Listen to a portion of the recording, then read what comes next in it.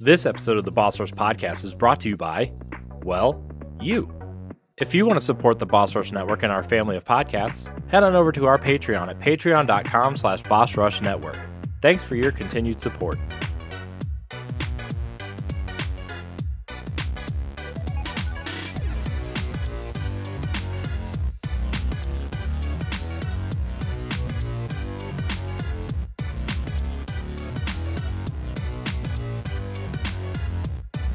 Hello, everybody. Welcome back to the Boss Rush Podcast, a great place to play games and be better. I'm one of your hosts, Corey Dirrig, and alongside me, as always, is the PC muscle race himself, LeRon Dawkins.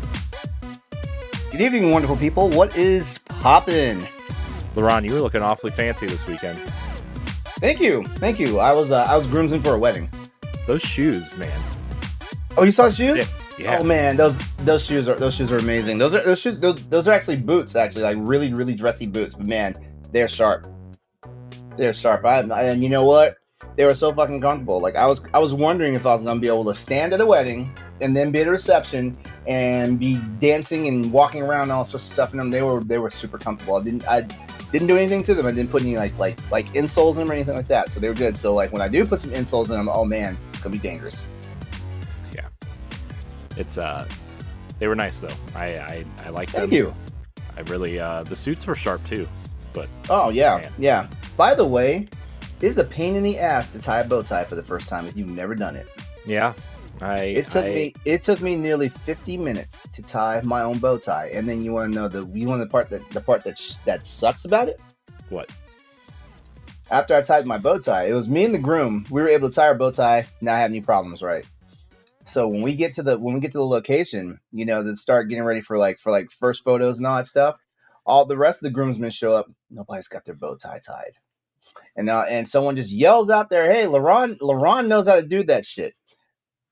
So I wound up tying 4 more bow ties. But here's the dumb part about this: what took me 50 minutes to do on myself, it only took 2 minutes per person to do for everybody else. I'm disgusted. And the kicker about this whole thing is that I feel like I now know how to tie a bow tie better than I've ever can do a regular tie. And everyone says that like the skill of being one of those man skills is being able to tie a tie. Like I can't tie a tie, and I was trained how to do that in the military. But I can tie a bow tie now. Like I can do it. I can do it with my eyes closed now. Nice. Also joining us is the mad pharmacist herself, Stephanie Klimov, with a brand new hairdo. Oh, yeah. I was about to point out. Yes, I have bright red, pink something hair. Yeah. Man, I have to speak lower because apparently I'm coming in loud. Hello. That's okay. We'll just turn you down. It'll be fine. She has a companion. This is a JRPG. No, I like happen. Several companions. I like your volume in my headphones. Like it's one of the few times that like I can hear you really well. Oh, thank you. And hello from Paxel and Nico, too. She's got her own RPG party going on over here. I do. Also here is none other than PK Power Pat Klein, filling out our party. That's right. Okay, guys, if we were an RPG party, what role would each of us have? Oh, boy. I don't know. What role would we have? Pat, tell us what roles we would have. You're the RPG master here. Let's okay, if we're talking like job classes, we have of course your fighters, your paladins, your wizards, your rogues, your archers. True. You know what? Mm-hmm. Just to kind of jump in, since you mentioned it, I think I kind of know what I would be. I would be the fighter because I am a little more physically aggressive in real life than I really need to be. And a lot of my strategy in all video games is to go in guns or swords ablazing without really thinking about it. And I love melee attack. So I just think my gut instinct is I would be the melee fighter person. What do you think, Pat? But I'm open to suggestions. I mean, you could... If you think that's how you are, then you definitely make a berserker. That, You know? or because I'm the only female here, I could go with the stereotype and be the healer because I feel like that's what always happens. Be the nurturer out of the entire group. I don't know. What am I? What are you? Let's see. You're good with technology. No, that's a lie. No, that's LeRon. That's LeRon. Look at that LeRon's charm. also good with technology. I mean, I could definitely see LeRon as being some sort of like mechanic skills. Like he'd be the ones with the rifles, he'd be the ones with the techs and the traps. So almost like a roguelike, but with like technology instead of like potions and poisons. I can dig it. Mm-hmm. Nice. Yep. I think Corey should be the bard. The Just bard. A sing with a little what's the thing? What was the song that was really popular from the Witcher show that everybody was singing? For toss a coin to your Witcher or whatever. Yep. Yeah, you could definitely be a bard because you're basically the face of the show, and you're the personality and presenting us and all that fun jazz. And then you give us buffs with all your encouragement. Yes, I am sending my buffs out.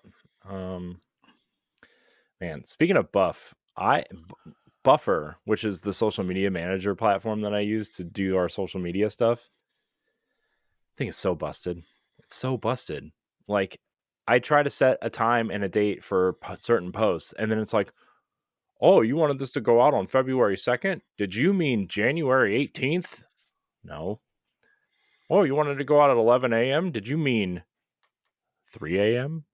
No. So basically, everybody thinks we're speaking to them from the future. God, it's like, just stop. Ugh. Anyways, everybody having a good week? It's Wednesday. It's busy, that's for sure. Yeah. Got a lot of deadlines this week that I've been having to hit. How about you guys? I've learned thanks to attending a wedding and being a receptionist and reception. I mean, is that I definitely have 48-year-old knees. Nice. Yeah. Yep. I just can't drop it low like I used to anymore. Drop it low, girl. That's a song somewhere out there.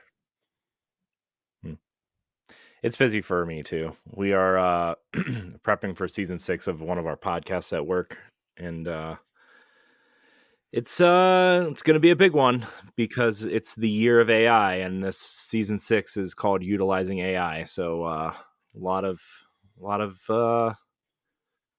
AI talk around the office these days. So I know likey the AI. I actually put like a AI part 2 as like a potential after dark topic because I see like more other ways AI is used, and I'm not too enthused about it. But it has changed a lot since we talked about it the last time. Yeah. So I love AI, so I can't wait for that conversation. I love it. It's one of the and I mean I don't have anything personal against it, but I just feel like so many it's being misused just as much as it could be used for good. Anyway, that is true. For me, true. Yeah. I am finally getting a bit of a break because I work in the health insurance industry. As of 1/1, everyone's insurance renews or they get a new insurance. So as you may recall, I had to work New Year's Day. There was an issue and it was all hands on deck. It was incredibly stressful. Knock on wood, it's finally been fixed. So today was like the first day I could actually flip and breathe. And I even got to draw a little bit. So it's nice. And it's still a month away, but I'm getting ready for Chinese New Year. It's going to be a big one coming up soon. Going to be lucky. What does Chinese New Year consist of? Like with celebrationings? Like what do you do? I mean, is it like regular New Year's, but not? Yeah, because it's a lunar calendar versus the Gregorian calendar. And I mean, if you were to go all out there, you would attend a festival or party where there's like a lion dance where you usher in the new year with good luck. You eat certain kinds of food like fish, uncut noodles, stuff like that. And then the adults will give the children red envelopes filled with money, which is nice for the children. I'm pretty sure American kids would love that. Those are like kind of like three big things. A lot of food, lucky foods only, dragon dance, and red envelopes. And I say it's a big year because it's the year of the dragon. Next to the year of the pig, which is kind of weird to say, but Yes. the pig and the year of the dragon are like considered the two best, luckiest animals. Yes. Because pig represents wealth and money, and dragon is just lucky because it's an animal that doesn't exist. As you can tell, I'm a pig, so Yes, it's a very auspicious animal. Auspicious, you say? Yes, you are very auspicious, Patrick. Auspicious. Auspicious indeed. So That'll on be the my big 9th, word. on February 9th, guys, the eve of Chinese New Year, make sure you wear something red because it's good luck. What day? What day? February 9th. That's the February eve of Oh, the Lunar New dad's Year. my dad's birthday. Okay. Yeah, just wear a little bit of red. Nice. So if I wear red underpants, does that make them lucky? Sure will. Will it make me lucky? Jeez. I define what kind of luck, I don't know. Anyways. Stay tuned. All right. Well, oh my god! I just saw something on Twitter that I feel no. that man like that would have fit right at home in After Dark. Oh no. I'm gonna write it down. Write it on the doc. I'll tell you guys more about it. Write it on the After Write Dark it down. doc. Should be open already. Anyways, speaking of, we have some quick housekeeping to take care of, everybody. So, drum roll, please. The Boss Rush Podcast and the Boss Rush Network are headed to PAX East. You'll be able to find us roaming the show floor. If you're there, come say hi. We will be covering the event as part of the media, demoing games, conducting interviews, and recording a podcast or two live from the event. So make sure you keep your eye on bossrush.net and our YouTube channel for that. PAX East is taking place in Boston on March 21st through the 24th. So get your badges now and come say hello. It's going to be a good time. Yes, I will be one of those people because I happen to live near Boston. So if you see someone with flaming red hair, there's probably many people with flaming red hair at a place like PAX East, but one of them will be me. Can you make it stand up like this? Maybe. I'm actually considering cosplaying one of these days, but I don't know if that's professional of me. You could be Jesse from Team Rocket from Pokemon. Oh my gosh, that's what my hairstylist said. Like, this is so Team Rocket. I'm like, yeah. I'm telling you. Anyway, PAX East. Also, if you want to support the Boss Rush Podcast and the Boss Rush Network, you can head on over to Patreon, patreon.com/Boss Rush Network, where you can get this show 1 week early and ad-free, and other perks like early access to other podcasts, voting rights, and more at the tier that's right for you. Again, that's patreon.com/Boss Rush Network. If you can't contribute financially, it's no big deal. Your viewership and listenership is enough for us. You can watch the video, subscribe to the channel, leave a thumbs up on the video, and hit that notification bell so you can be notified when new episodes go live. If you're listening on Spotify or Apple Podcasts, leave us a 5-star rating and a nice review. Really helps with visibility and discoverability. Remember, you can always find new episodes and all of our podcasts, articles, reviews, and more on our website at bossrush.net. Lastly, it's giveaway time, everybody. It's giveaway time.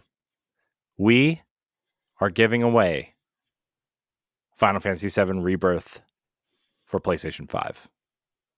It comes out on February 29th. So this is limited to our North American, United States audience. So anybody who lives outside of the United States, I apologize. We still love you. We do love you. It's a shipping and mailing issue. Okay. Yes. So just to get that out of the way real quick. But we are giving away Final Fantasy VII Rebirth for PlayStation 5. To enter, subscribe to the Boss Rush Network on YouTube and comment Buster in all caps on this video, or look for our post on Patreon if you're a patron at any level. If you're a Patreon subscriber at any level, you're automatically receiving 2 entries if you comment Buster in all caps on the pinned giveaway post. The winner will be announced. What? Yep. Hear that, guys? The winner Sorry, will be keep announced on interrupting. the winner will be announced on the Boss Rush Network Twitter and Instagram accounts on Monday, February 26th. So follow the Boss Rush Network on socials to find out who wins. I want to get that out before launch day, at least have it ordered and shipped before launch day so you can play it that weekend. I think the 29th is a Thursday, so you will be able to enjoy your weekend with that video game. Now that's taken care of. Let's talk about what we've been playing. I'm going to go first because I have a bone to pick with PlayStation. That's okay. You always have. You always do. Well, if it would just turn on and let me play it, it would be fine. Maybe you should treat it better. Yeah, maybe you should say nice things about Jim Ryan. No, he's gone. In the IT world, in the IT world, we like to call what your experience is called winning the winning the Silicon Lottery. Yes. And by winning the Silicon Lottery, we mean losing. I understood that reference. I got it. So I was playing Final Fantasy 16, which is an amazing video game, only available on the PlayStation 5. And now I can't play it. But this game is so incredible. It checks all of the Corey boxes for sure. But it's kind of a blessing in disguise because I need to finish Super Mario RPG, which I played a lot last night. And I'm getting through it. It's definitely very simple. It's a beautiful game. It's definitely got a lot of Nintendo charm and a lot of, you can see the lineage of obviously of Mario and Luigi, the Mario and Luigi RPGs. Gino and Malo are 2 dynamically different characters. I wasn't aware Pinocchio was invading my RPGs because that's essentially what Gino is. So now you see why everyone wants him in Smash? No, I have no idea. Neither do I. I don't get it. Stephanie's raising her hand. Oh, because I felt bad constantly cutting you off during the sweepstakes. No, I just wanted a friendly reminder, Corey, that you were all, I don't want to play Final Fantasy 16 because everybody says it's like a Devil May Cry. Just saying. I did. See? You're never gonna let him live that down. Nope. No, nobody ever is. It's fine. It's okay. Look, it's okay. I'll eat shit when it's time. Okay. This is the pile of shit that I'm digging into. Okay.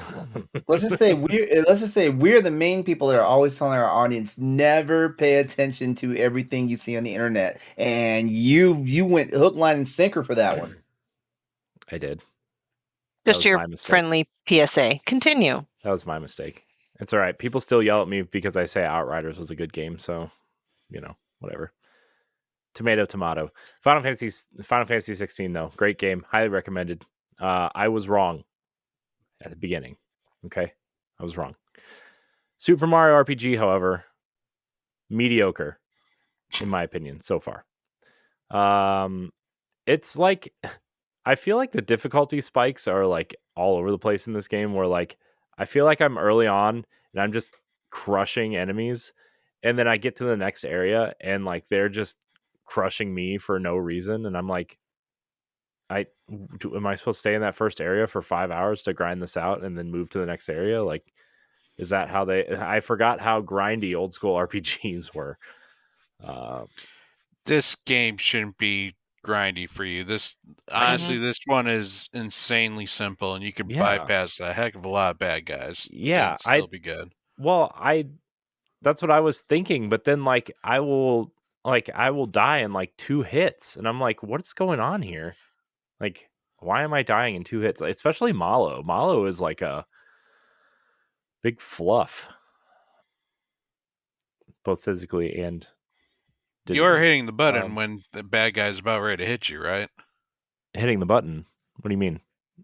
Am I missing something? Oh, there you go. Oh, is there like a parry mechanic? Is that It's kind of before you hit an enemy, if you hit a button at the right time, it does more damage. Same thing when an enemy hits you, you can negate quite a bit of the damage when they hit. Or block it completely. Oh, Yeah. I must have In missed fact, that your tutorial. character I should probably be skipped it. popping up an explanation point if you suck at it. Oh, is that what So that means? yeah, that Oh, means hit the Mhm. button then. okay. Well, Yeah. there's No, my Corey, problem. trust me, it took me a while to get used to. And then when I started getting it right, the amount of damage that you could reduce made a difference quite a few times. Okay. Well, that's good to know. I was unaware of that mechanic. It was probably in the tutorial, and I skipped most of it because I was like, Probably. this is a menu based RPG. I'm sure I can figure it out. Figure it out. And then Just terrible. Just I know I'm awful. You know, come on, LeRon, come on, bring it on. Just let me have it. It's fine. no. That's. I don't have to say more. The last game I was really playing quite a bit until I got sucked into Final Fantasy 16 really hardcore was Immortals of Avium, the first person magic shooter. It's fun, it's good. It's not amazing, but it's good. I fought a dragon with some magic, that was fun. And now I have like I'm fighting this enemy called the hand, and they are stealing stuff, and I don't know, I just went through this big kind of puzzle based maze to get back to the fortress, and it was I like the game. I think it feels very like PS3 FPS type thing, corridor shooter. Like, okay, we're gonna go this very linear path. Let's go shoot the guys in this path. Then there's this big circle area that's clearly an arena, and you're gonna have to, find cover and use the different magic mechanics to take out the different types of enemies. And then once it's over, like a little chime goes off that lets you know that the encounter is over, and then you proceed to the door that's glowing. Sometimes if there's a red jewel above the door, you have to use your red magic to shoot it and open the door, and red, green, blue. And of course they vary that mechanic up a little bit, but not much. Gina Torres is in it, for those who care, you Firefly and Destiny fans out there. And Stutes fans. Yeah, that. But that's all I've been playing. It's been a busy week, mostly because it's been a lot of like back end stuff, fixing the Discord and the website back end stuff, and the store. Didn't even mention the store in the write up in the housekeeping. There's 47 designs on the store now, so Nice. that's cool. LeRon, how's your Monster Hunter World Iceborne return going? Oh man, We have a yeah. I'm question. back. Do I want to set you up with this question, LeRon? Because I'm going to. Okay, I was about to say I don't know how to answer that, given that you need to tell me what the question is. So the One True James via Discord asks, Monster Hunter World is seeing players return in numbers as strong as its initial release, as old players unite with an unexpected surge of new players. What do you think? And specifically, what do you think of Capcom's hugely successful Return to World campaign? And then MH Norris follows up, related to this, what game would you love to see come back in a similar fashion? So I'll let you answer that first part. Okay. All right. So first of all, like I did not think that like there would be just a mass like return to Monster Hunter World. I did not think that, and I didn't really get swept up in it. It was always my idea to return to Iceborne anyway. Once because like I still have fun with Rise and Sunbreak. So like it's not like I'm just eschewing one game for the other or anything like that. But I think it's fucking fantastic. Monster Hunter World was just like a phenomenon, like for a lot of veteran players, because like it was Monster Hunter officially stepping into the modern gaming world. And I know it sounds kind of weird, but like back when it came out on PS2, there were limitations to what they could and could not do with their vision for Monster Hunter and stuff like that. And as gamers, like who are like diehards, we wrote it out. We wrote it out for 4 different generations of games, like staying the same but also changing and evolving until we got to World. So like I don't think it really dawned on me until I saw the YouTube videos, because I was already back into playing Monster Hunter World, and I started over I started over at the beginning, because like I was like, this game's been out for 5 years, and I want to play through the story mode again and stuff like that. So I created a brand new character with a brand new Palico, like, and yeah, like, and and ultimately, like, there's so much stuff in the story that I forgot. Monster Hunter has always had like a loose story, but like as far as storylines go, like World and Iceborne story is probably the best Monster Hunter story to date. That includes Monster Hunter Rise, because I think Rise had a lot of stuff going on to it, but its story seemed kind of disjointed, and it's because 2 different teams worked on that game. You had the base game, and then you had you had the base game that one team worked on, and then you had the expansion portion, which is Sunbreak.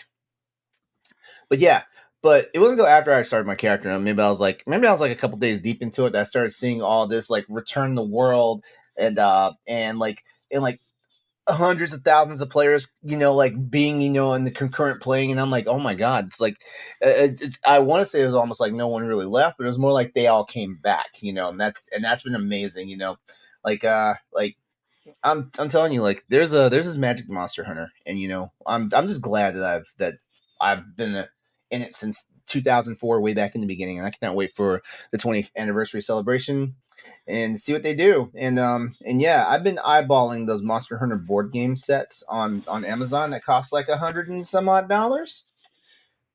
I might have to buy one and buy all the expansions to it, because if anything, if I don't even play the game, I just want those figurines. Yeah. So yeah, I've been playing Monster Hunter World with some buddies too, like running with some friends, so that's cool. Like actual people that I actually know, like out in town, like we're playing. And beyond that, I also got back into Sea of Stars, because I want to actually try and beat that. So there you go. That's my everything I've been playing. It's just been those 2. Like I've been, with all the stuff that's been going on in my life, like I'm actually surprised I've actually been able to find time to play games and stuff like that. But yeah, like with the ROG Ally, like just kicking back in bed and spending like an hour, playing like a quest or 2 before bedtime is good enough for me. Mm-hmm. Nice. I put a poll up the other day, because I just want to say how much, like, and I said this on Nintendo Pal Box that's coming out tomorrow if you're a patron, last week if you're on free feeds. Like I was talking to Ed, I was just like, I really think we all kind of take the Switch for granted now, and like its ability to be docked and or be played in handheld, and the Steam Deck and the ROG Ally are really filling that void for a lot of people who want to play not Nintendo games. And like, I just really appreciate the handheld experience, and I really want some sort of handheld device. I put a poll up, and I said, and LeRon, you're gonna be sad, but I'm pretty sure the OLED Steam Deck won my poll. Uh-huh. I'm not really sad about it. Not that I have to listen to a poll, but well, the Steam Deck. Wow. Whoa.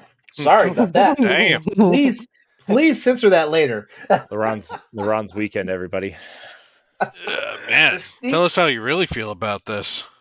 I feel like the Steam Deck. The reason why a Steam Deck is so popular and it dominates a lot of polls and a lot of just like reviews and like testimonials and stuff like that is because like it's the first of its kind that's out there, and in all seriousness, it has like the best ease of entry.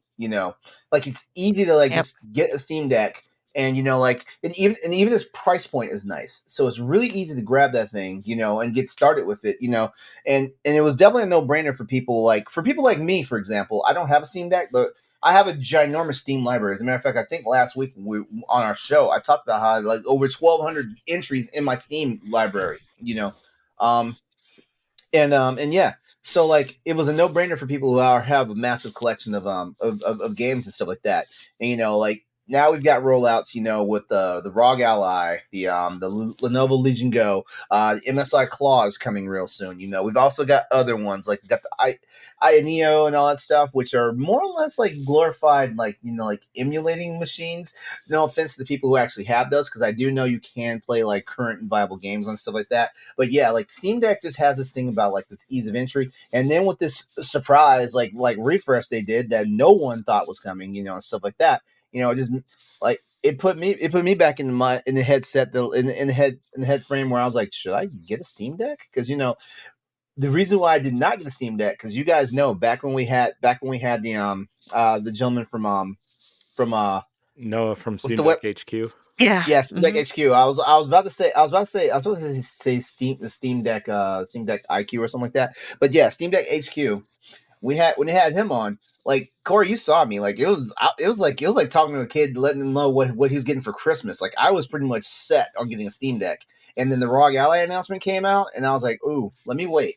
And and the main reason why I'm a more ROG Ally person, or just a Windows handheld person in general than the Steam Deck, is because like I just don't want to. I just want to fuck with Linux. Like, I mean, in all seriousness, I've never liked Linux, and I know like Linux is in the back end, but knowing the type of person I am with tech and IT and stuff like that, I was gonna have a collision course with Linux anyway. I just don't want to deal with it. Plus the fact that you can't send a play, Steam like deck compatible games. That's a thing, and the only thing that holds back like games from playing properly on the ROG Ally is just hardware, whereas Steam Deck, it's something completely different, and I don't understand why it's something different. Because when Valve had their console, like every game played perfectly, you didn't have to worry about anything being verified. So I don't understand like what's the problem with the Steam Deck versus what they had before. So I don't know. But you know what? All I gotta say is like I appreciate it. I like the Steam Deck, especially OLED. Like the OLED one. Even though I haven't physically put my hands on an actual OLED Steam Deck yet, but I'm probably I may just pop the money down and spend it. Even though I don't want to be one of those people that have multiple devices. Like I already have a Switch, I have my ROG Ally, and I still have like my old PSP, PSP Go, PS Vita. I don't know if I need all this stuff just sitting around. Oh, I still have my 3DS, and I found my Nintendo DSi a couple of weeks ago in the box. Wow. Also, like the ROG Ally, just based on the games I like to play, and the Game Pass feature is like seems like the no-brainer choice. But I I don't know if Valve builds a better device or not. You know what I mean? It's just I'm too caught up in the way these devices look and feel, and I don't know, man. I wish. Oh, these now one thing I will say, because I am playing Monster Hunter World on the ROG Ally,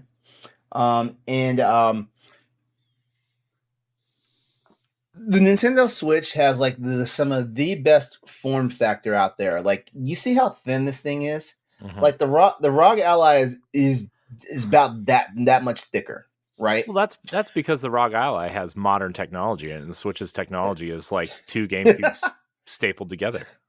That is true. So that is true. So here's the weird part, right? Playing Monster Hunter Rise on the Switch in portable mode, I did not like that experience at all. But playing Monster Hunter World, so I was afraid that if I played Monster Hunter World, I was like, I'm going to be stuck at my desk playing this because, I just feel like if I didn't like playing Sunbreak on the Switch, I'm not going to like playing World on a ROG Ally. It's a bigger, thicker machine and everything, right? The ergonomics of the ROG Ally, like I don't have a single problem playing in like Monster Hunter is a fast twitch game. Like you're using every finger, to do something, whether it's stabilizing the system in your hand or all the Ew. fast twitch stuff with your. Shut up! Shut up! Wrong show, Missy. But yeah, I play this game just as fun as if I was playing with my PS5 controller. I've said enough. I've made this segment too long. Not really. It's fascinating. I think that LeRon, I can't wait to have this Xbox discussion with you. Solely, half mostly because of the. I'm gonna lie to you right now because I don't even use the Army Crate that much. I'm just gonna tell you that now. I do use it, but I use Steam in big picture mode, which I guess basically you're giving yourself the Steam Deck experience right there. But I also have this front end that I'm getting ready that I messed around with at the beginning, but I'm going to load it back. It's called Play Night, and it just gives you a whole different experience. Like it's too much to talk about right now, but I'll tell you more about it later. Okay. But yeah, I usually use Steam big picture mode, and I just integrate everything into it, like especially like the emulation stuff. Okay. Like, well, Emu Deck is amazing. Well, we'll have that discussion. I want to have it maybe after the developer direct tomorrow, or sometime in the next week or so. Y'all, I thought that thing was today. I almost lost my mind. Yeah, it's tomorrow. Don't worry, it's tomorrow. Yeah, I thought I missed it. Stephanie, what are you playing? First, I just want to quickly show off. I finally got some stuff from Limited Run. The Legend of Tian Ding. I started and probably got halfway through this game on the Steam Deck. Speaking of the Steam Deck, I don't remember the last time I booted up the Steam Deck. It's just too fat and heavy for me. But now I'm going to start it again on the Switch. That's what she said. Yep. Trip World DX. I never got to play it in its original form. Now I can play it. It's by Sunsoft. And then last but not least, it's not like I had this on my radar, but when I read about the games, I really found it interesting. It's called the Odin Cat's Paradise Collection. It's 2 games in one, and it's technically one of those like sim games, but you play, at least in Bear's Restaurant, you play as a cat in a restaurant that's kind of like an analogy for purgatory. So these souls come up after death, and you need to serve them the right dish to kind of maybe based off of a memory to kind of ease them into the afterlife. I don't know, just got like a very interesting premise. So 3 physicals from Limited Run. I have been playing, I beat Mario RPG. I won't say too much on it because based off what Corey said in our upcoming book club, but it is a solid game, especially knowing that it came out in the Super Nintendo, right? Yep. Knowing that this existed back then, I'm like, you know what? It's got a lot of charm. I was definitely in it for the humor. Like, it actually had some really cheeky, funny humor that I really loved. But it is very basic. So there were some times where I'm like, all right, let's just keep on going. But it was good. It was a good experience, and I'm really glad that I had the opportunity. This is what I like, having that opportunity to play the games that I'd missed in the past. Played about 10 minutes of Blossom Tales because that was the only game I had available for me while I was getting my hair done, because I downloaded the Prince of Persia demo, and for some reason it didn't work because I wasn't connected to the internet. I eventually played the Prince of Persia demo, which I'll maybe save my thoughts when I think, Pat, you too also played it, right? Mm-hmm. Yeah, I got it a couple days early. Good. So maybe I'll chime in when you talk about it. And last but not least, I started Inscription tonight. I know Inscription's not necessarily a new game, but I got it from Special Reserve Games. Again, a game that I have on my Steam Deck, but I don't like my Steam Deck so much that I was willing to wait for it to come on Switch for me to play it on the Switch. Started playing it, and dang, I don't know why I waited so long. I'm really liking it. And it's like a card-based game, but it's like really unique. I like it. I suck at it, but I don't know, it's got a really good flow, and it's got the right amount of spook, makes you feel really uneasy, and I'm really looking forward to seeing where this game takes me. So, loving Inscription so far. That's what Nice. I've been playing. I did play the Prince of Persia demo. I Mhm. just didn't write it down. But I it's very I know good. Pat will talk about it shortly. Speaking of Pat, Yep. All right, so we have got a lot of video games that I played over the break, but I just kind of want to quick speed run the 6 that I did beat. We beat Avatar: Frontiers of Pandora, beautiful game, highly recommend it. Assassin's Creed Mirage, not my favorite Assassin's Creed. Sorry, it's probably actually my least favorite one. It's still a good game, but I wasn't that invested in this one, even though I platinumed it. is it Uh, worth it if you buy it on sale?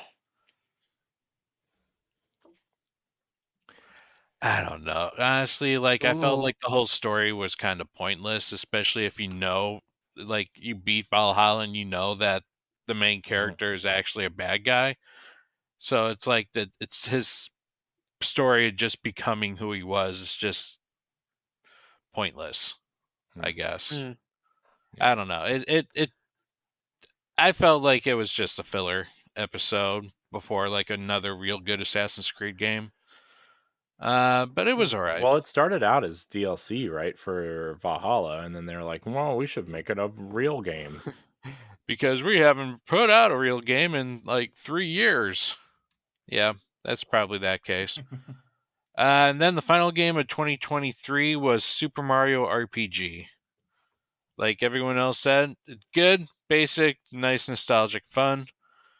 For 2024, I beat Detective Pikachu Returns, Mm. which was, the story was enjoyable. It felt a lot more personal to the main characters versus the first one, but I think I like the first one's like settings and mysteries a little better. But I'm not saying it's a bad game. I just think the first one was a little better. I beat Hi-Fi Rush. That Yeah. game was fun. Did have me tapping my foot like constantly throughout the game, or like nodding to the beat. I did feel like it overstated its welcome just a little bit, just because the combat started getting repetitive. And probably one of the things I did not like about Hi-Fi Rush is the fact that as a collector, I want to be able to explore, but Hi-Fi Rush is like, no, you have to go through a second playthrough to be able to get all your collectibles because we're going to hide them behind doors that you need abilities from later on in the game to get to.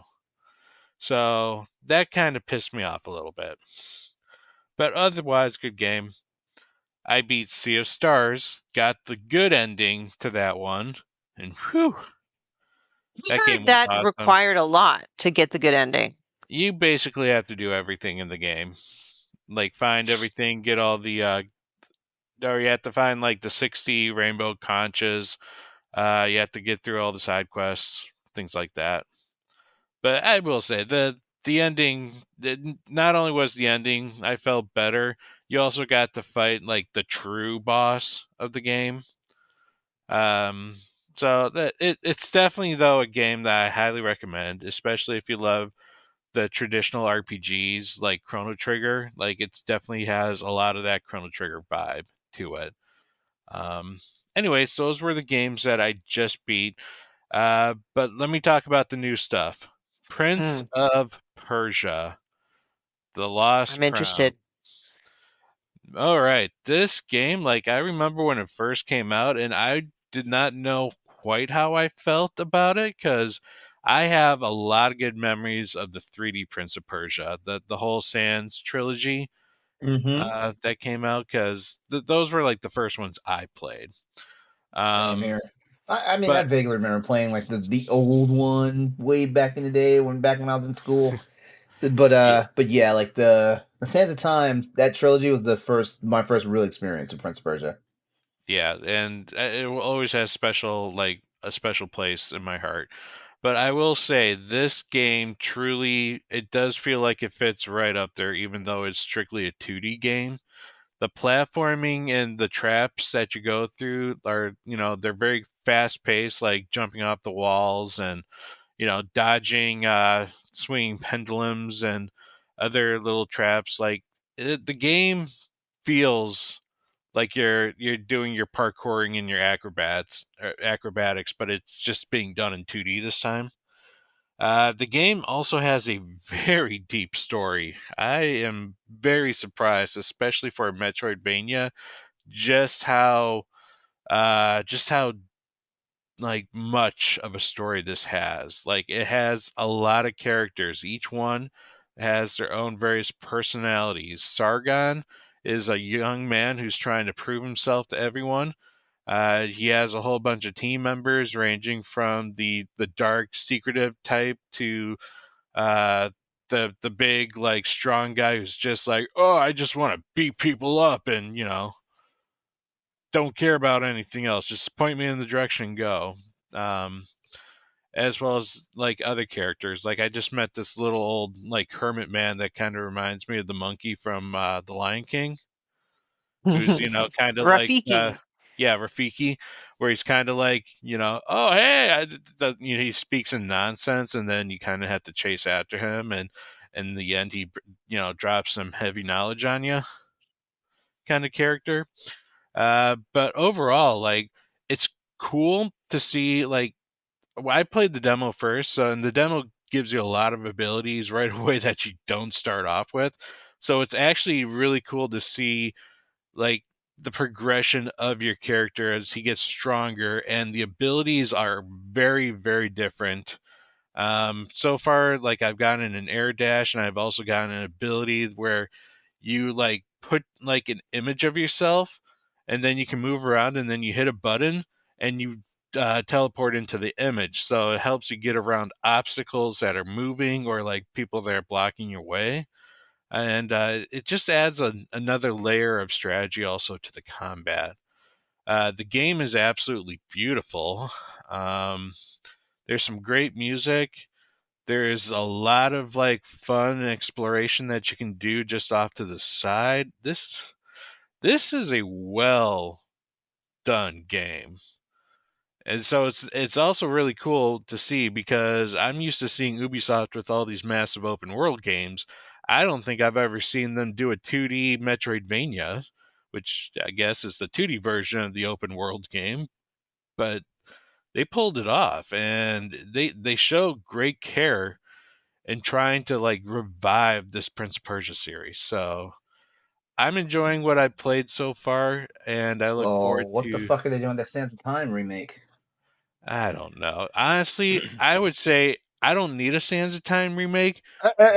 No, no. Just bring the three, make them playable for like current consoles. I'll They be are okay on with that. Xbox. All three of them? And fix it. And fix the I goddamn. know And fix the it. goddamn syncing issue with the Warrior Within. Jesus Christ. I know at least Sands of Time is, and I think Warrior Within is, because I own them both. And the Forgotten Sands, the 360 kind of pseudo sequel to Sands of Time, is also backwards compatible. The one that came out with the movie that nobody remembers. That was a I good remember that movie because it had Jake Gyllenhaal in it. No, I the remember game, that not the movie. Nobody. Okay. Oh. Okay. Everybody remembers the movie. I like that movie. I did too. But watching it now, like like there's so much to nitpick about that movie now, and it's Sure not there even. is. It's not a Well, good no, movie. I just like it. no. I just mean like the real world tomfoolery. I'm not even talking about the shit that's related to the video game. Yeah. No, the movie's a bad movie, but I like the movie. The movie was fun. Good fun times with Jake Gyllenhaal and that really hot chick. Sorry. No, go ahead.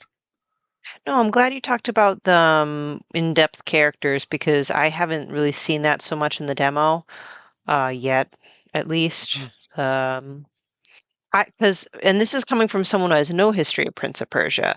I was excited about it. I played it. It's very smooth. I love like the map system. I could see it's very strong and it's Metroidvania style, but by the end I'm like, oh, it just feels like just another Metroidvania. I'm like, but you know what? I just feel like it's because I'm missing something. Yeah, the So demo hearing did what you're not have a saying, lot of cutscenes. This game actually has a lot of cutscenes in it. okay, so I'm gonna, have a bit more faith, and get the full game eventually. Mm-hmm. Yeah, no. I highly recommend it. It's a great start for 2024. Like I said, it just makes me really want to go back and play the old ones again, just because that series was awesome. And then just something I've been tackling in my backlog. I started replaying Bravery Default 2 because I don't know. I was like, what do I want to play before all these other games come out? And I decided to choose that one. And if you don't know anything about that series, it's basically old school Final Fantasy. It is usually revolving around 4 characters that are going to be called the Warriors of Light. They're going after 4 elemental crystals to stop a big giant catastrophe that's happening. It is a turn-based battle system game with a job combat system, or a job system where you can basically switch and swap your jobs to customize how you want to battle. And it's all right. I like the art style. The combat is generally pretty good, but I will tell you the boss fights are a bitch. They will test your limits and make you almost just sometimes just win just barely. Like you almost get lucky, I feel, because you have to go in unless you know exactly how your enemies are weak to. Like if you have the wrong combination of things that they're not weak to or they will counter, you're just going to get your ass creamed so hard. Oh boy, Oh, that's the Yeah. wrong show. They will spank you so hard that you'll regret that I don't know. That I remember getting through, like I played this game 24 hours before when it first came out, and then I stopped playing, and I remember I got to that same point again, and I remembered why I quit, because of the boss that I fought and giving me anxiety, and finally it's like I don't know if I want to continue it. Luckily I pushed on a little further after that and just kind of realized no, it was more that guy that was massively tough. Like he was the difficulty spike. So we'll see. There's a whole bunch of other things coming out, but that is one from my backlog that I'm hoping to beat sometime. awesome. Yep. Nice. And that's me. Man, Prince of Persia. Oh, you play it? What did you play it on? I have it on the PlayStation 5. Nice. I played it. It's I got played achievements. Yeah. No, it's got trophies. Yep, trophies. Got little pictures. So I played the demo on Switch just to see what the handheld experience would be like. It's incredibly polished on the Switch, at least in handheld mode. It runs at almost a locked 60, except for the cutscenes run at sub 30, but I don't care about the cutscenes. But it runs really well. It makes me man, every time I play a Switch game in handheld mode that requires the D-pad in some fashion, it makes me so upset that the Switch does not have a D-pad. I've been looking at these stupid, hoary split pads for probably Andre turned them on to me a year ago because he got some.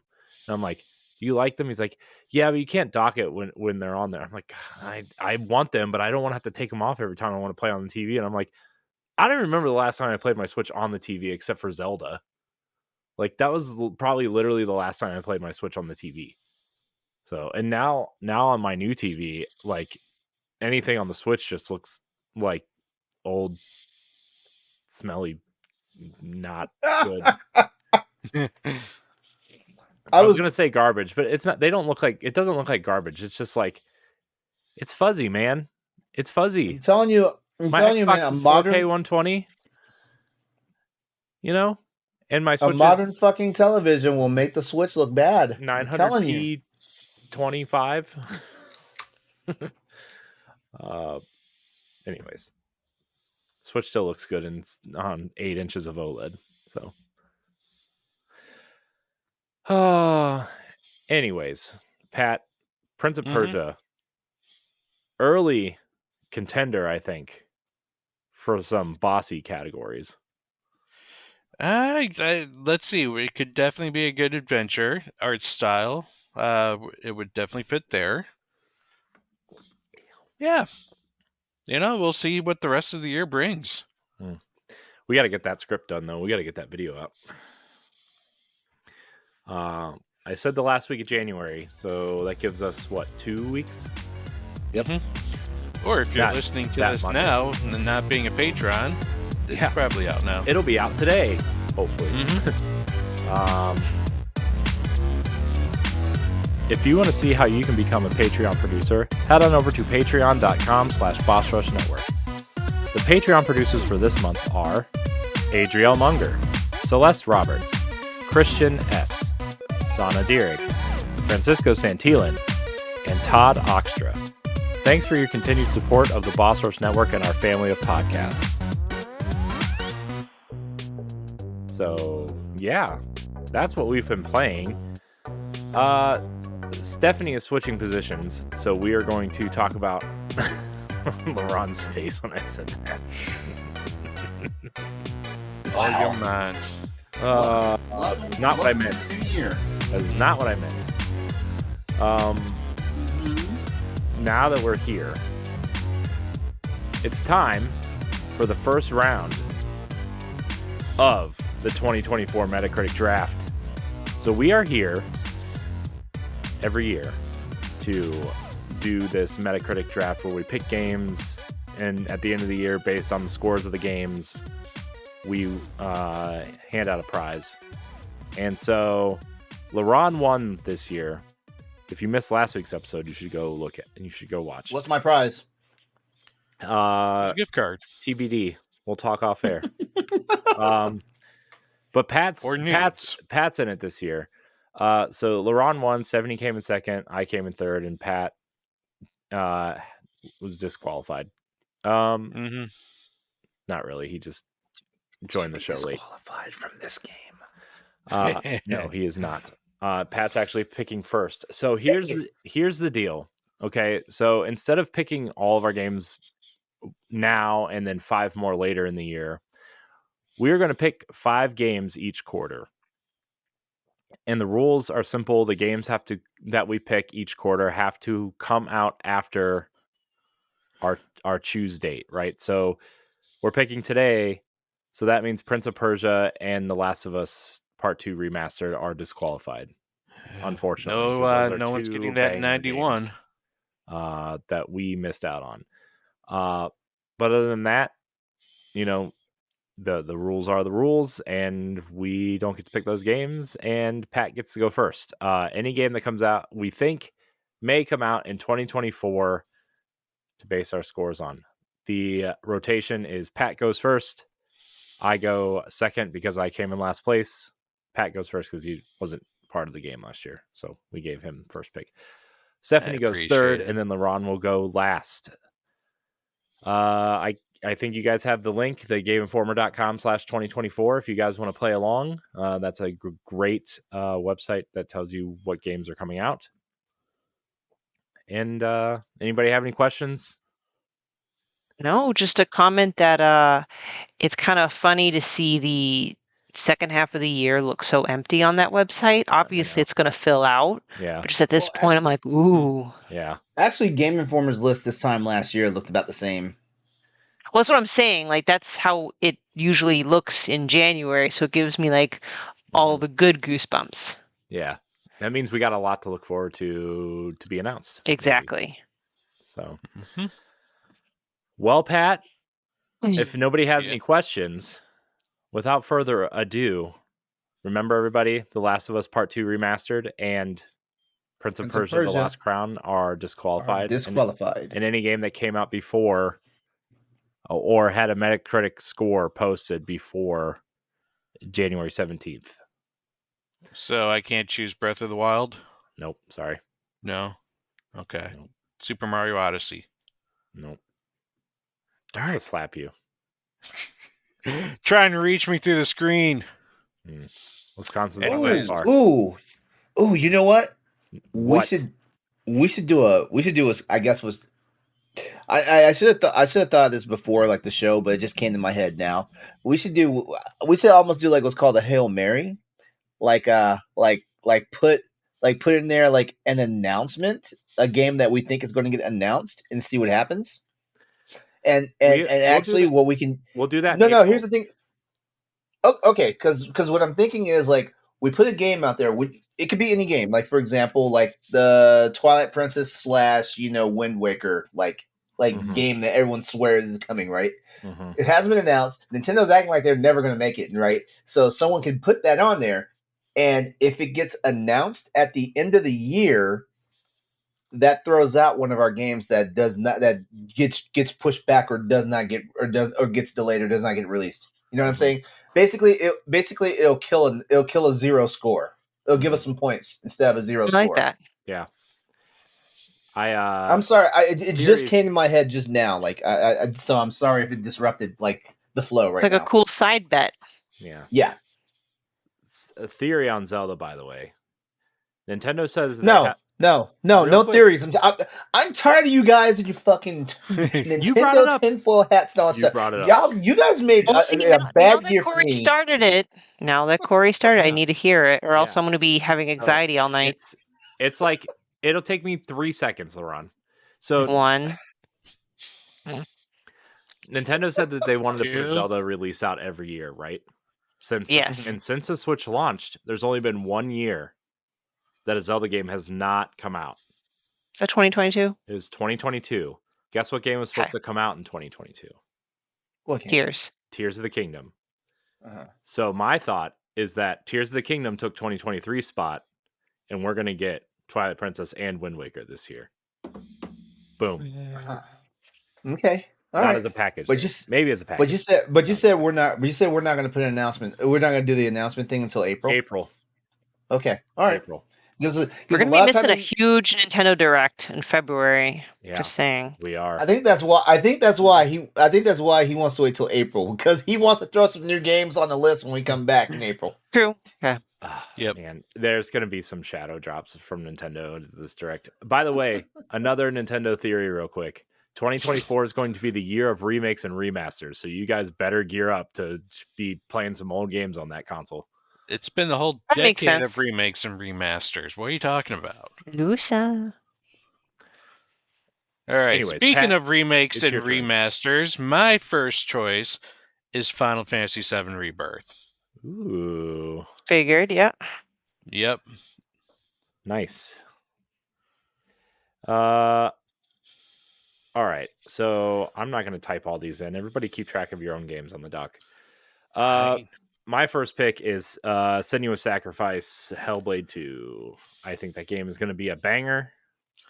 I think it's going to be awesome. I don't really know what else to say about it, except I think this might be my most anticipated game of the year. Okay. So. All right. For me, my first pick is going to be Tekken 8. Ooh. What? Oh! I'm just gonna start punching people in the face today. Violence. Wow. LeRon's choosing. I was making a tactical move. This is kind of the next big major fighting game. I finally got excited for it because they did a character trailer of a character that I used to main back in Tekken 4.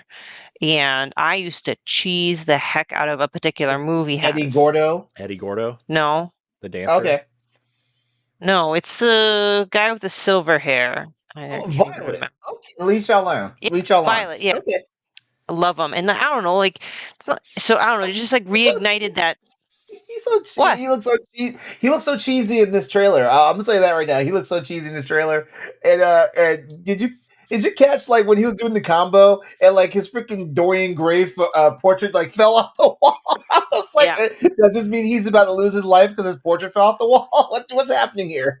Yeah, it was pretty cheesy, but it did remind me of the good old days. And you know what happens when you tickle that nostalgia bone? So it feels like a pretty solid bet.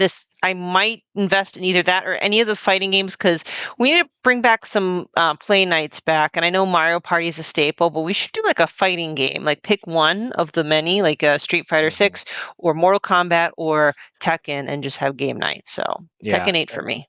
Here's the thing. My new office at the new house is gonna have a whole sectioned off place for me to record stuff. That's like when nobody can hear me. You're gonna have a recording. You're gonna actually have a studio now. Yes, that's awesome. Because like I'm trying to work myself up because my boyfriend and I are moving in together this year. Ooh. And I'm trying to work myself up to be like, okay, like we have to share the office, but I need to see if I can dominate the aesthetics of the office. So wish me luck. I'm still trying to figure out how to record a basic video, and I already ordered the wrong webcam, by the way. How did you order the wrong webcam? Just plug it into your computer. Isn't it USB? Isn't it just a USB one? Yeah, but no, I want to record from PlayStation or my Xbox Series X, and the Razer Kio Pro is not compatible with either. Oh, my $20 Logitech webcam that I've used for 10 years is compatible. Oh my God! Corey? Why would you just rub it in your face like that? Why? I'm just no wait, but I read that the PS5's only compatible with its Sony webcam. That for streaming. Yeah, for streaming. Yeah. See, I need you guys' help. LeRon, help her. You're a Windows person. I spent money and got a Sony webcam. It's coming in the mail this week. Send it back. Dude, come on, guys. Hold on, I've already spent like $80 on the Razer thing, and now I'm trying to sell it on eBay. All right, we'll figure it out. We'll figure it out. We ready for my game? Yep, ready for your game, LeRon. Go. All right. You know what? Because someone picked. I should have said this. I should have preambled this before. Like, if anyone steals my game, any of my games I have for other purpose. Yeah, I know. I'm just being a dickhead. I'm sorry. Oh, but I choose Like a Dragon: Infinite Wealth. Ooh, son of a bitch. Everybody's stealing everybody's games. Hey! You scooped Corey on Rebirth because you know Corey was going to say Final Fantasy VII. That was my first on my draft board. It was on my draft board too, actually. But I knew one. Please, it's the most anticipated game of 2024. Of course, it's on everyone's draft board. I could have cheated and just said, "Hey, Pat, you're going last," and then I could have, and I appreciate it. That was nice. I said he was disqualified, and so that's why Corey, that's why LeRon stole one of mine because he's a dick. Mm-hmm. It's going to be a cycle of stealing. So speaking of cycle of stealing, Pat, what are you going to... Yeah, Pat. Am I going to steal? Sorry, no, Pat, yeah. I'm going to steal Paper Mario, the 1,000-Year Door. From who? Oh, yeah. I don't think that game is going to score that high. You want to know why? I think it's going to be about an 80. No, because it's going to get the Nintendo bump. It's going to score at least an 85. It's got Nintendo. It's going to score an 85. But I feel like as soon as people realize, it's playing at 30 frames per second on Switch when it was playing at 60 frames per second on the GameCube, like it's going to start hurting that score. But it's already on the paper, so he's got it now. It's already on the paper. He's locked in. I'm all right, guys. Stephanie, put your game in. I'm making my first big swing. I don't even know if this game's coming out this year. A post on the Disney blog said it was coming out early 2024, and Ubisoft made them remove it. But I don't care. This is my second most anticipated game that's been announced.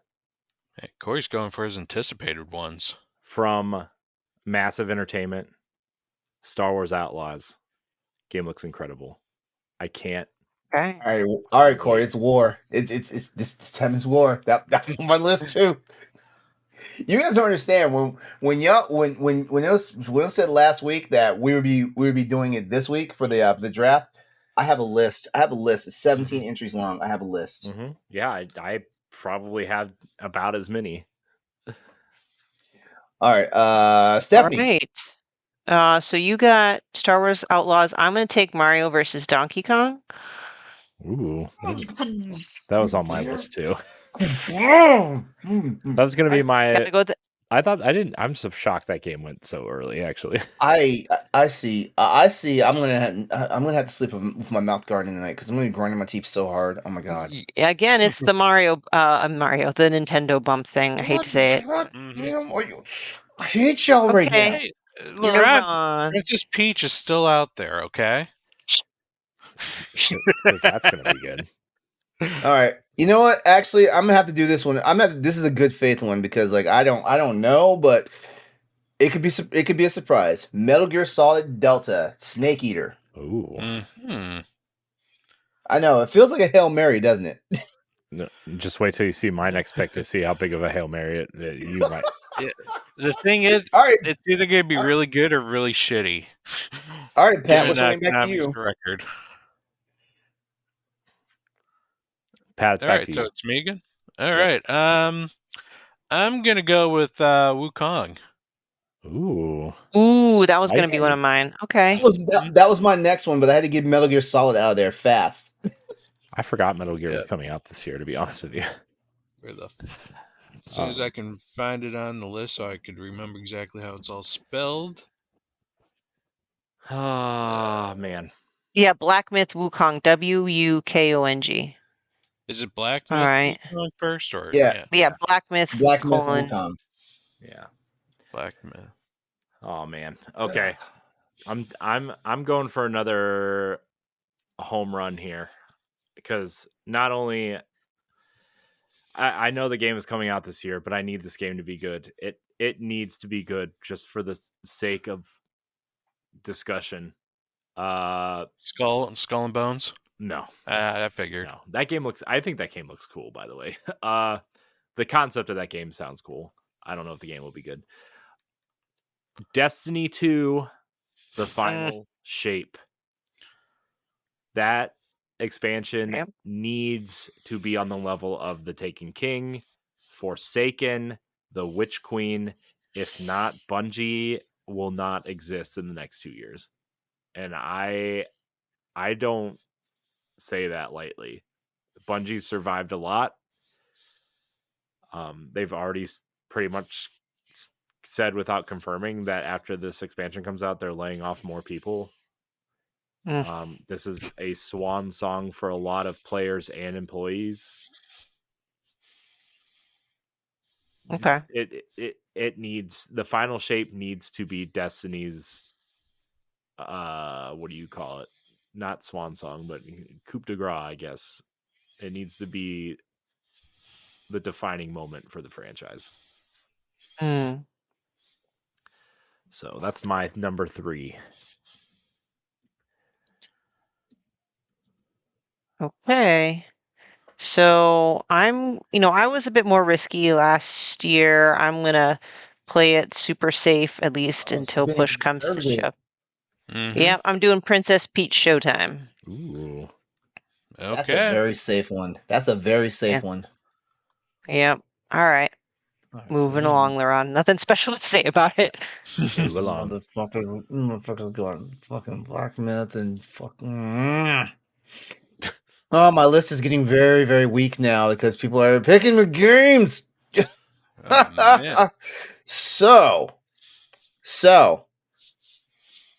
it's time for. Oh, you know what? What shit? It was staring me right in the face. And I didn't think about it. Dragon's Dogma 2. That's gonna be All right. That's gonna be a massive game. It's funny because like I really did not like the first game. I did not, but it's got such a cult following, and you know what? I'm guaranteeing you something's gonna happen with that game. Yep. It's gonna happen. It's gonna happen. Man. I almost feel like 5 games is too short now. Because there's still a bunch that I kind of want to grab. All right. Well, I am going to grab a smaller one this time and say Brother, A Tale of Two Sons remake. Are you Pat? We're gonna get kicked out of PAX because I'm gonna physically assault you. Jeez. When are you going? I want to go. Like I'm waiting to see if I'm approved. They didn't send you an email yet? No. Bunch of jerks. No, I submitted. What day was that? I submitted Thursday last week, the day after the podcast. Try resubmitting. Isn't that that's like spamming them? Wouldn't that automatically disqualify me? I don't know. I submitted twice, and they gave me mine. So Okay. I didn't hear from them after like a week, so I emailed them again. And I just put in, that little box at the bottom where it says like, "Is there anything else you should know about whatever?" Just put, "I submitted last Thursday. I haven't heard back." And just say the rest of my team is going, and they've already been approved. Just say that. Okay. Okay. So. Is it my turn? Your turn, Corey. Yeah. Okay. Yeah, your turn. Do I want to go with a? I'm going to need some points because if these games A don't come out or B bomb, I'm going to need some guaranteed points here. So now you're liking the idea about the announcements now, aren't you? No. Oh man, that might be my last one if it's still available. Okay. Oh my gosh, there's so much coming. Okay, I know what I'm gonna pick. I'm gonna do a little layup here. I'm gonna do a little layup. Helldivers 2. All right. Surprising. Everybody loves that first one, man. Everybody that played that first one loves it. And this one looks better. Way better. I'm kind of interested in it. I feel like the trailers haven't shown like the actual game itself though. I still feel like the a lot last of trailer they put trailers out showed some gameplay. It's a third-person shooter-ish. Maybe. All right. Okay. I think it looks all right. Gosh, we still have some big ones in the next 3 months too. I know, and I probably should be picking from that, but my fourth pick is going to be Stalker 2. Oh, damn it. That was my last one. Heart of Chernobyl. That was the game I got a fucking 0 in last year. Yeah, it is. Coming out September. Unless it gets pushed. Good pick. Good pick. All right, LeRon. Thank you. Yeah. Oh, LeRon's got murder in his eyes. I know. Don't take my game, LeRon. Does the name of your game the name of your game start with R? No. I don't really have it picked out right now, so. Okay. It doesn't matter. I'm scanning this list, like seeing what I can wipe. I'm gonna go with Rise of the Ronin. Damn it! That was nice. That's literally the one I'm staring at right now. Oh, you were looking at it right now? Yeah. I was like, nobody remembers what this game is. Oh shit! Yeah, whatever. Okay. Come on, you don't want to pick Foam Stars? You know what? It's on Foam Stars. People are loving Foam Stars. Besides, if you have a PlayStation Plus subscription, next month it's a free game for you. Yeah. Oh, I'm sure. Yeah. No. It was announced. It's announced that's getting a launch on PlayStation Plus. You're not interested in a bunch of sexy anime characters spraying foam on each other? It's hot. It sounds like the next. It sounds like the next. I'm 48 years old. Like I've kind of outgrown my hentai phase. Well, there's still slot number 5. So speaking of which, our 5th and final pick for this quarter, Pat. What are you going with? So many choices. I know. Which one do I want to go with? I mean, Persona 3 could be good, but